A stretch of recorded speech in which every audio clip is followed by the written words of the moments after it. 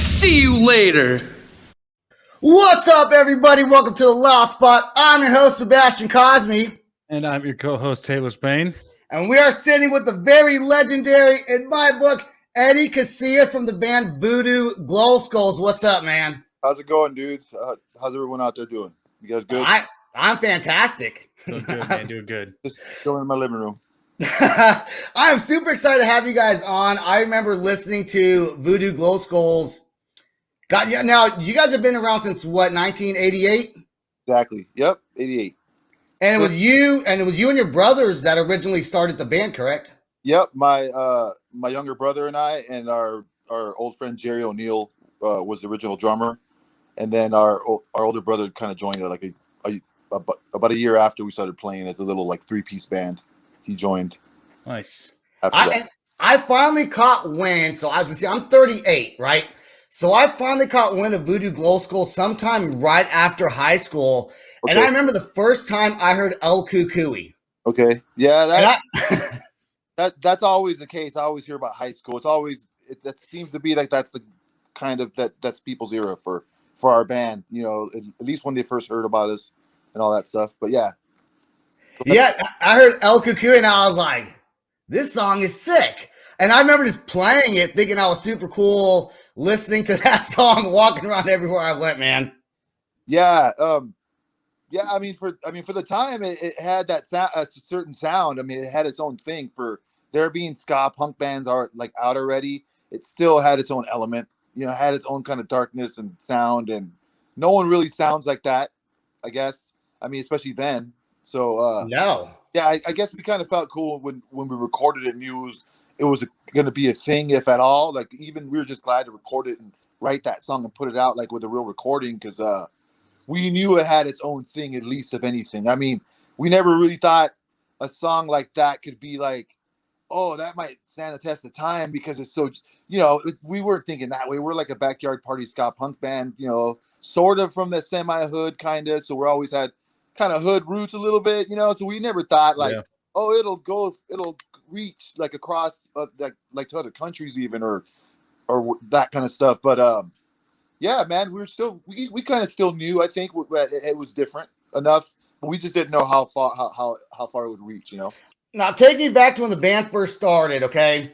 There couldn't have been that many ska. Now, you guys are from Riverside, California, so Southern California, where ska's super big.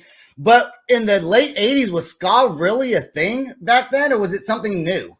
Well, it was new being done the way we were doing it and about to do more of. And there was only a few bands that were doing it. In the late 80s, there had already been like Fishbone, you know, I mean, who's in Southern California. That was I guess I'm speaking for myself, of course, and some of the guys in my band, especially like the OG 4 guys in the band that really started the sound. We were big into Fishbone, especially I guess the rhythm section, like the drummer and I, and the bass, you know, George, you know, like my younger brother. We were big into Fishbone. Like, that was our shit. I mean, them and the Red Hot Chili Peppers and Jane's Addiction, when you're, you know, that close to Los Angeles, and it's 1985, 86, 87, that was like the trifecta. And then you had all prime time going on and everything else too. But they were the bands that were getting signed and getting big, like, you know, like in LA. And but then there was the outside stuff like the Guns N' Roses going on, and then all the punk rock stuff, like I said, all the 80s punk stuff. But going back to Fishbone and ska, them and like the Untouchables, I think, were like some of the only bands. And then there was No Doubt, who was already a thing, and definitely a ska band at that time, like more like Rude Boy dress up ska band. At least for that period, you know, I guess like when they were like in high school age, you know. And then there was the Boss Tones and Operation Ivy. Yeah, man. That was kind of it, you know. I mean, we kind of crossed paths with like Skankin' Pickle and those bands like a little later, when we were already all kind of doing horn ska punk, kind of melded together, you know. But we kind of didn't we were kind of on our own little thing as it was, man. We kind of like funk at first, like punk funk, you know, and we weren't good at doing it, but we were trying to, like in 1985, you know, we were trying to be like kind of like the Chili Peppers. Whenever we were first playing, and this is kind of pre VooDoo Glow Skulls, and then right into the starting of our band, because we kind of played with the same musicians anyways, like our little, you know, like a little group of friends kind of learned at the same time. So we kind of, that was our first stuff that we learned, was like the heavy metal stuff, the early punk rock stuff, and then like I said, when we started to get kind of old enough to know about the Hollywood scene, that was only about an hour away. So we were influenced by every bit of like the Hollywood, like the LA scene was like. First it was like, you know, like punk rock in the, you know, like the late 70s, early 80s. Uh-huh. It was like the glam rock kind of hair bands. Yeah, yeah. I was 15 and 16, so how was I not going to learn about Motley Crue? And then Right. that was like the punk rock for a minute, sort of. I hate to say it, but when punk rock kind of dissipated and kind of faded out, Uh-huh. the new punk rock for a minute was the dudes doing heroin and looking like chicks and, you know, getting all the girls. That was kind of punk rock. You know, I hate to say it, but it's, at least for me. So I kind of like gravitated towards all the scenes, and then at the same time you had like the Chili Peppers, like I said, and Fishbone doing ska with like when Fishbone was kind of doing their more of a ska sound for sure at that time. Like they were really more of a ska. I think what's cool about VooDoo Glow Skulls, listening to your music. See, I never personally really put you in the ska genre. You have horns, but Yeah. to me, VooDoo Glow Skulls always had like a harder edge, like a more punk edge. Because you hear a lot of ska mixed with like kind of the pop punk, and Sure. you guys were like punk, doing it with the trumpets and stuff. And I thought that for being ska, I would say. Maybe it's because you're one of the originators of the sound. Yeah. Definitely a different style. I mean, everyone who's in a ska band has to look up to your band as an influence, as one of the influences. And if they don't, they need to. Well, that's nice of you to say, and that's cool that some people might think that. And I mean, we kind of got, and I don't want to go there because it's kind of being like like I hate to say bad shit like an interview about anything, but to be fair, what kind of molded our band, we were always kind of a punk, like I said, a punk funk thrashy band that we liked Anthrax and Slayer and Iron Maiden was a big, that's my biggest influence. But so I like came from that first kind of as a pre-adolescent kid, and then I got into punk and then the ska stuff. So the roots are kind of still based in hard rock and heavy metal because that's kind of what came first. Like after for me, I'm about to be 50 years old. I'm 49, and that's my age group. That's what I grew up on. So it's either like certain things that you just heard when you were a kid. So we were always going to be out of the box band playing. We were always going to mix our influences for sure. I think because we like too much of everything. And that's awesome. Yeah, and you can tell you do in the music that you write, and your music that you write today still sounds similar. It's like you haven't really. It's like your sound still sounds like VooDoo Glow Skulls, which is so important for bands, I think, to stick with the music that they started with and continue to write similar songs. Yeah, man, I appreciate that. Yeah, we've we probably like steered off to the right or left. I mean, this is our 10th album that's about to come out. So we've wow, congratulations. Awesome. Oh, thanks, man. We've kind of veered off a little bit and sort of changed our sound slightly, but not to where it's like that's not VooDoo. I mean, now with all the lineup changes, and I mean, it's really the principal music and like lyric writers left, but we don't have the original singer, which is kind of crazy to even for people with a band like us that's been around for so long. Like we're more of a we're like a legacy band, man. It's not like a 2-album band. It's like a family band too, So to come out and try to hold your head up high with a new album and show, like, even try to convincing fans that have listened to the band for so long, hey man, here's a bunch of new music and the original singer's not there. I mean, that's a crazy sell. But to be fair, man, we've always done this. I've always done this. It's always kind of come from the guitars and the bass to begin with, not to, that's just where it started as far as the music goes. So I'm hoping that when people hear it, it's pretty evident, like that. Oh, it's gonna be VooDoo still. Like the sound is there, and the sound might have changed for sure. We changed along, with the vocals a little bit. We kind of welcome the sound change. It's been, this is the 10th album. I mean, I think we did a decent job of making it sound like Voodoo for sure, but like using the best elements of what Ephraim has to bring, because it's just a different era, a different time. With what went down in the world, it's kind of a crazy record to begin with, just with what was going on the last 4 or 5 years, and then from the Trump era to the pandemic era to a new singer in the middle of it without planning on doing that. Like, it was going to be sink or swim. We were going to stop. Like, for about 3 weeks to a month, we were like, okay, we're done. We're going to be done. We're just going to. We've done. I mean, not to be weird about it, but we've been all over the world, man. We've kind of done. Dude, that is not weird. You know what? You should be proud of that shit, dude. But not to make it sound like, oh, I've been there, done that, because I'm not. Yeah. I've never been lost on it. Like, I just put out. We're about to put out like the most DIY record we've done since the first one. We're back on the OG label, kind of doing things ourselves in a lot of ways with just a couple of friend kind of / I guess like an intern type friends that are just kind of helping us out, and with a small indie label, we're just kind of back to square one. Your newest song you came out with is "Living the Apocalypse," right? Yeah, it's been a little bit over 2 weeks since it's been out. So pretty early.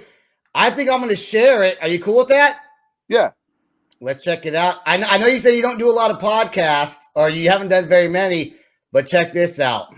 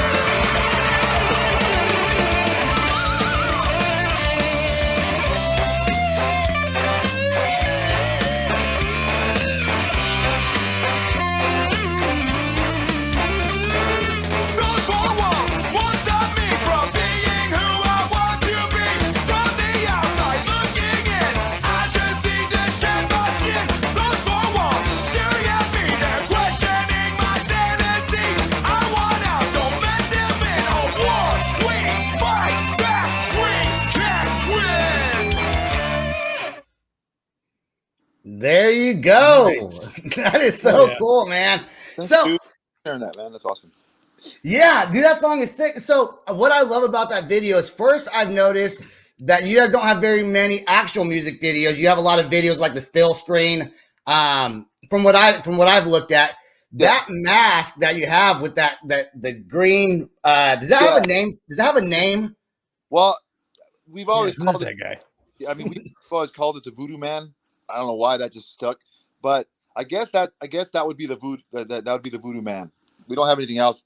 Like, that's what it's always called. So it's nice. It's Voodoo Man. But that's the guy from the Feed My album cover from our first Epitaph record, which is our second album. And we just kind of always wanted to have like once again, going back to our influences, going back to Iron Maiden, we've always wanted like a mascot guy, like a thing. Yeah.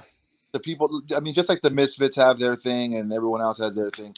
We've always thought once we get something that sticks, we're going to use it, and that's what we use, and it totally works with everything, the sound, where the band kind of comes from. We just kind of think it kind of works, so we always try and incorporate it when we're trying to bring it back a little bit more. Nice. Well, when you first went on tour, and you've done world tours, right? So how many world tours have you done? As far as going around the world, well, they're kind of usually spread out. I would love to be like one of those bands that could be like, we're going on a world tour for 2 years straight, and it kind of Yeah. works that way, but it's not really the way the big time bands do it when you're, I guess, punk rock and like kind of DIY. But we've done, if I could break it down, I guess if I had to think about it, we've done Japan about 7 or 8 times. We've done South America about 5 or 6 times. Mexico probably about a dozen times. Europe probably about a dozen to about 20 times. Wow. A few other places that kind of included, some kind of off the wall places. We've been to Russia like a few times. That was nuts. We should have been a lot more to a few places, but we kind of missed it at certain times. Just like at certain points in your career, it's not the same way for most bands, of course, but I mean everyone's different. But we've just had like moments where we've had to like not be able to get to certain places, whether it was the weather or whether we had to cancel for like some family stuff or always something, but we've missed a couple opportunities. But yeah, we've been, I mean, as far as like the world goes, if we had to sum it all up, I'd say about a dozen times if you had to stick stuff together in places. But it's usually like, okay, we're going to Europe for a month, and then you go, and then you come back for a month or a couple weeks, and then you go somewhere else, and then you do that like a tour around the US, and then come home from the US, and you might fly to Japan for a couple weeks or a week. That's kind of how it goes. Do you have a memory that sticks out in your head that you think about constantly, being on the road as one of the most memorable times you've had, maybe on stage or in a certain country that you've played at? Oh man, there's a few. There's just been like moments where it's been kind of surreal, where you're like, I can't believe we're playing this festival and we're in this tent, and there's like it's raining outside. There's like mud everywhere. You can't walk anywhere really without putting plastic over your shoes and having like a raincoat on. But you're in some weird backstage tent with like, it's just been not that weird, but like weird stuff. Like, okay, there'll be like the Pet Shop Boys playing the giant festival stage outside, playing in like Eastern Europe. One time we were backstage and at the stage that we were playing at a giant like a all day kind of like a Coachella thing that lasts for like a week, right? And it was in Denmark, and we were on the same stage as like the band leader at the time for like the Tonight Show, Branford Marcellus. He had like a funk band that was playing the same stage as like VooDoo Glow Skulls and like Less Than Jake or some punk bands, and then there was like the Jim Rose like side circus show stage was on that same stage too, doing their circus show. So there was like a guy like lifting up weights like with his dick, like with his bar. Like while we were backstage, probably smoking weed or smoking hash, drinking, and then talking to the guy from the Tonight Show about his band, and he's just there chilling like a normal dude in the band, like not just kicking it. And then there's guys in like random 90s punk bands around too, and then on one stage, Motley Crue's playing, a major side stage, playing out so you could hear them. And then the Pet Shop Boys are on another stage. I remember that. So it's always funny stuff. But, I mean, there's been stuff like that. I mean, we did an overnight train. The last time we went to Russia, we did an overnight train from Moscow to St. Petersburg. And it was just like an adventure. It was like a movie, man. We were like, it was one of our first times there. So we got taken in by like a independent promoter who were just like dudes, like it's always dudes like you guys or something, dudes that are into the scene that do something, that do their part, right? Yeah. We come in and we get picked up by just like guys that are doing a show, and we're gonna travel to the next show in in St. Petersburg, which is like a major city away. It's probably like going from like San Francisco to LA or something, but like longer. That's like an 8-hour drive. So this would be like maybe a 15 or 16-hour drive, right? Well, this would be a 20-hour train ride. Oh, okay, gotcha. Okay.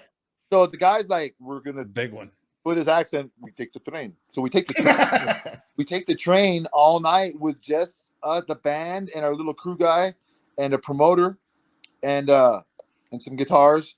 And we're in one of those that's like Trading Places. It's like the Eddie Murphy movie or something. Like we're in a little cart with a bed that folds down with 4 beds, and we have 2 little like carts, and they turn into couches, and you're just on a train watching Russia go by at night after our show in Moscow. Instead of like the typical, we're going to go to the hotel and sleep, and then the next day or something. Nah, man, play a show. Get dried up. You still got that leftover adrenaline. Yeah, still a little buzzed. Jump on a train. Exactly it, man. And then we went back to whatever hotel we had, changed up real quick, and went straight to the train and rode a train all night. And whether you want to sleep or not, it's up to you. But man, we're on a train all night going to St. Petersburg. I don't know if I'll ever do that shit again. And then, it's wild. How could you sleep? And then, no, we didn't sleep. And the dude busts out fucking, like some bottles of vodka, which you're not allowed to drink on the train, I guess, unless you buy it from the bar when the bar's open. So of course the train cops show up to the carts while we're in like fully into the trip, not like just cracking bottles. It's like, oh, dude's running amok, walking around the train with bottles and like mess, Yeah. But it was pretty surreal. That was a surreal moment, man. That was like, because we got to experience like what it is to walk. And I came across some YouTube videos of this, not like a while back, but where you walk through the train from the richer part to the poorer part. Okay. Yeah. First class. First class back to low class. And not like that because, man, I'm punk rock, dude. Punk rock tour. We're not making, we're not getting rich off the tour. We're playing rad shows, but come on. But it was pretty, we had a little sleeper train thing, but we walked ball buzz and probably high through the other. You can walk through the whole train almost.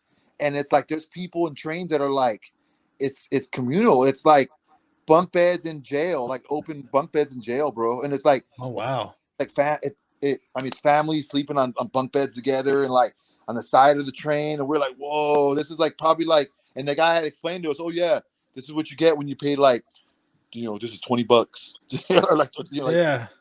It's like a $20 ticket or something. I wonder if there's some Russian person somewhere who has the like other side of the story. Like, yes, Papa and I had to sleep in the bunk on a train one time, and there were these weird punk men who came by and these Americans like gin and yelled something in English at us.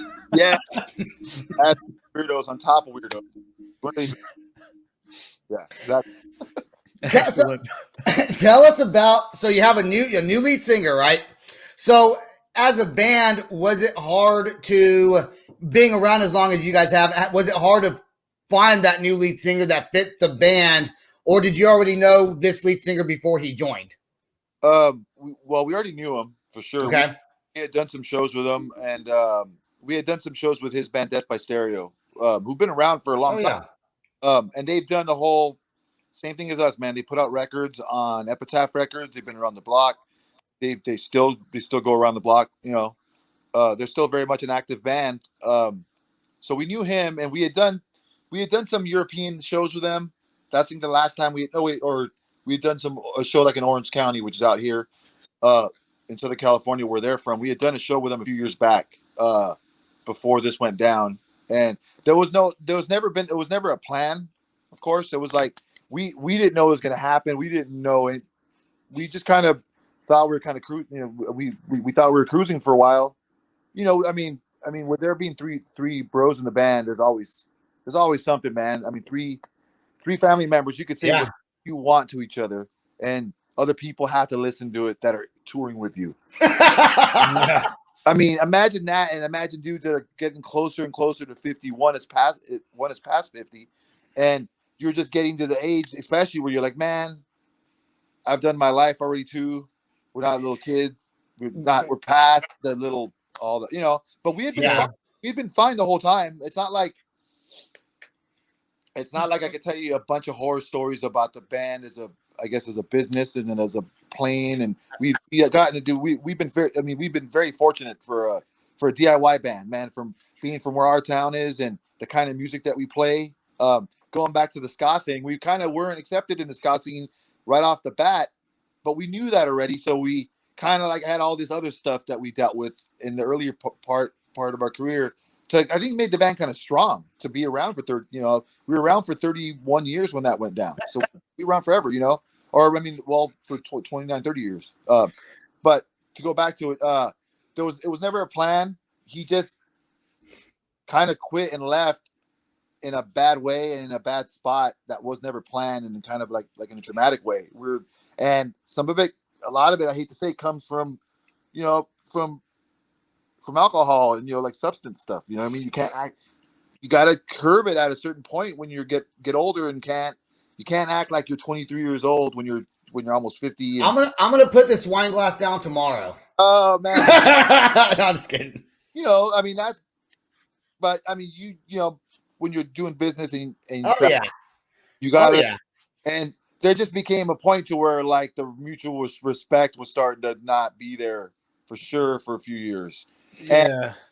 And he moved away to a different state about 20 years ago and changed a little bit and kind of distanced himself.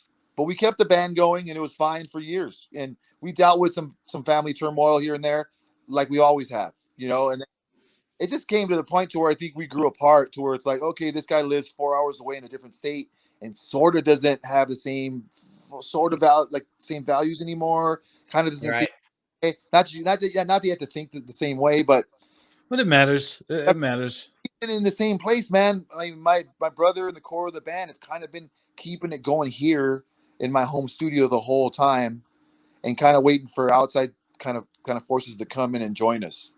You know, I was gonna ask you. You kind of answered it, sort of. My next question was gonna be, how does a band that's been around since 1988 and now it's 2021, how do you stay motivated to write new music? Because I mean, a lot of bands after just so many albums just kind of they fall off, but you're still able to pull it together, come out with a new song, new music video not that long ago. How do you keep interested in that? Man, it's just what I mean, I hate to go back to I, but still, we've always kind of based it on. It's always been sort of guitar riff driven band, and then the horns and the other pieces have always coming after the fact. But we've always kind of based it on guitar bass stuff, and then we bring in the vocals and the horns at certain points, right? I mean, speaking for myself, and I guess my younger brother George, who wrote the most he's ever written he kind of picked up the slack. So he wrote 6 of the songs, which is more than half. He came in with all these riffs based on just the bass guitar. I mean, starting from the bass with like complete songs. Pretty much like, here's the way it's going to start. Here's the middle verse part. Here's the chorus. If we want to add something, we can add something. But he pretty much came in with whole songs, and with complete lyrics too, which is not a first for him, but he sort of was out of the process in the past. It was mostly myself doing a majority of the music and about 50 to 60% of the lyrics, and then Frank was just doing the other half of the lyrics when I didn't do them with him. So this time it's like a whole different trip because my brother picked up that slack, and even then some, and did like at least about half of the album were based on his initial ideas, you know. So it's a whole different, it's still, you get the Casillas kind of like the family brother thing, but my brother, who's always been there and has always written, kind of just said, okay, he kind of took the wheel this time. Yeah, and he bit on his own naturally, like, oh, I have another song, and it's gonna show. I mean, I think that's how the record might sound, kind of slightly different. But to get back to your, to what you were, I guess asked. I've never been lost on it, man. I've never been kind of lost style of music or what we've done, because it feels like I'm the same. I feel the same like when we were doing like the first Epitaph album, or even before, where trying to make it the same band but a new sound. I think the sound that you guys have is timeless. I think no matter how old you guys get, and you're still writing music. I know it sounds bad how old you guys get, but I'm just saying no matter. Oh, dude, it's happening, man. But this has been going on since I was 19. So hey. No, what I meant to say is no matter how long the band's around for, I think, especially in Riverside where you live, ska is going to live forever or for a very long time, and you're always going to have fans, and fans that are my age, older than my age, and fans that are just now getting to know what ska is. I think that the ska sound is literally just a timeless, just the music itself is always going to be there, and you're fortunate enough to be involved with that genre and be as successful as you are doing the music that you love, man. So thanks, man. Yeah, I mean, we've always thought it was that doing that kind of mix. I mean, we've always liked the horns with kind of like the heavier stuff, of course, and we had the ska, like little like the drop ins, the little like ska parts and stuff. But we've always just kind of done it our own way. Still, I guess our own version of ska, if you call it that. Some people won't even call it that. For sure, you can't deny that we use horn, like. Right. Yeah. I mean, we use elements of ska for sure, but for sure. But I mean, we've been denied the ska tag, and I mean, kind of for good reason. I mean, I've never really been like a rude boy type necessarily. We've always kind of liked it all, like I said, and I like that stuff. I like trad ska a lot too, and we take from it. We take from it a lot. With the stuff that I love, at least, I mean, which is some of those bands, just like I would take from Iron Maiden and from Slayer and from Hatebreed or Sick of It All. Or, yeah. The list goes on and on of stuff that I love, man. From that stuff to trap and rap music to Mexican music and not just that, folk and Irish music and punk rock music. Like a lot of the folk, like the folk Irish punk bands have helped my band out. It seems like we've done like the Flogging Molly Cruise and have toured with them and a few. Nice. So there's always been, we've kind of liked it all, and I kind of listen to it all. And people nowadays need to understand that, and especially these kids. You can like one style, but you can also like other styles and take influences from all styles of music. Yeah, I listen to everything. My favorite happens to be punk, and congratulations. I do believe that VooDoo Glow Skulls and you are the first ska band to be on my podcast. I've done a lot of punk bands, done a lot of heavy metal. I've done some rap music. Gonna do country soon because I like it all. But first ska right here. Well, thanks, man. Yeah, and this is a cool operation, man. I like this. The way this I can already feel like I'm on a cool show by seeing these graphics already there. It's rad. You are on a cool show. Yeah. You are. Taylor, do you have any closing questions for Eddie before we end this? Then we're going to give Eddie the last word. Man, other than just, I mean, I got some friends down in Arizona, and I see you guys are playing down like the 29th in Tempe. Is that right? Yep. We just announced a show, which is kind of weird to say, but well, say it softly. Yeah, right. Very, very, very quietly. It's a show. We offered the show Punk in the Park with a bunch of great bands that we've kind of grew up with and have, started with Pennywise and Strung Out and a bunch of other bands. It goes down a cool list of bands.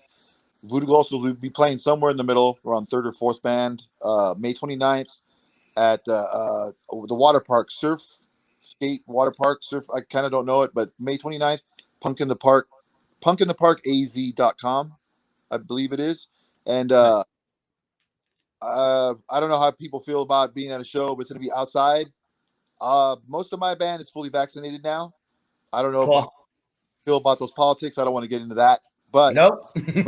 Most of our band is, so at least we're gonna feel a little bit. I think a lot of the bands are. I don't know about the crowd. I don't know about Arizona, man. I don't want to say, but I'm glad to be playing the show, and we'll be there. Hopefully, everyone gets to rock and gets out of there safely. You know what I mean? And hell yeah, finally gets curbed, so everyone could just enjoy themselves and go and enjoy. Yeah, just not just shows, man, and life, dude.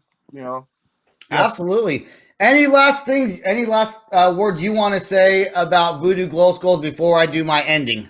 Well, thanks everybody for paying attention to us, and for anybody who still is and who's been a a fan in the past and or a new fan now, thanks for being there.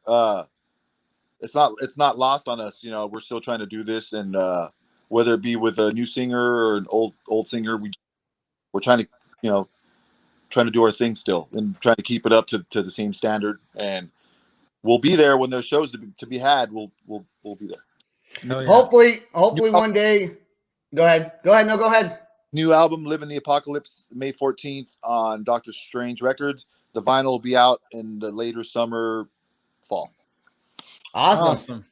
Okay. I want to thank you for being on the show. I don't want you to go anywhere. I do want to mention that we have a new sponsor, and we got from Pagosa Springs, Colorado, which is kind of near where Taylor lives, like an hour or so away, maybe. Awesome. You got Two Chicks and a Hippie. It's a coffee shop. Go there. You can check them out on Facebook. They got a neat coffee shop out there in Pagosa Springs. So if you're in a band, you're touring that way through Colorado, stop off to Two Chicks and a Hippie. Go get yourself a glass of coffee, or they got pastries and things like that. So thanks you to them for being our sponsor. I want to thank everybody who listens to The Loud Spot. Please go to www.theloudspot.net. Check us out on YouTube, Facebook, Instagram, TikTok, all that good stuff. Eddie, don't go anywhere. Stay right there. We're going to end the show. Peace out, rock on, much love. And now I do that, and then I don't have my ending ready. So I gotta find my ending. A little sharp note there. New outro. All right, Eddie, like I said, stay right there. Here we go. This is the Loud Spot outro by nothing short of tragic. Is this all talk with no action? No. Is this my thoughts with distraction? No. Is this what I bought that's in fashion? Or is this the Loud Spot with Sebastian? Yes. Does nothing short of tragic have us back again? Yes. Does everything that's good really have to end? Yes. A pin post has a pin show, so to get more episodes, make an order, this is over. Thanks for watching our video. If you liked our video and you watched it on YouTube, make sure to click that subscribe button and click that bell to get notifications. If you watched it on Facebook, don't forget to click the like and share it with your friends. And if you watched it on Instagram, share it and give us a follow as well. Sebastian, he's going to tell you where to go to listen to the audio and get some cool merch. Sebastian? Go to www.theloudspot.net and make sure when you go on YouTube to smash that subscribe button to make sure you get notified every time we have a new video. Subscribe on Facebook. We go live Monday, Wednesdays, and Friday nights. Please give us a like, give us a share, comment, tell your friends. We're trying to do this big. Peace out. Rock on. Much love. Bye, guys.